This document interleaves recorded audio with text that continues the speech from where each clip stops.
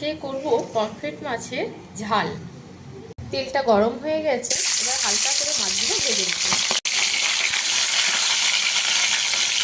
সমস্ত মাছগুলো ভেজে নিয়েছি। ওই তেলেই আরেকটু তেল দিয়ে কালো জিরে ফোড়ন দেব। এবার পেঁয়াজ কুচিগুলো দিয়ে ভালো করে একটু লাল করে ভেজে নেব। এবার দেব হলুদ, লঙ্কার গুঁড়ো, দেব অল্প লবণ। ভালো করে একটু কষিয়ে নেব। দেব টমেটো বাটা।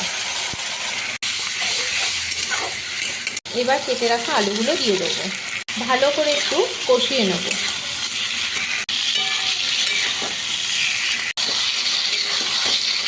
আলুটা কষে গেছে, এবার পরিমাণ মতন ঝোল দিয়ে দেবো।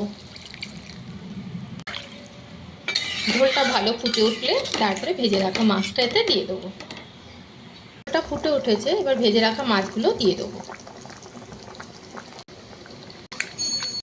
কাঁচা লঙ্কা, ধনেপাতা কুচি দিয়ে পরিবেশন করব।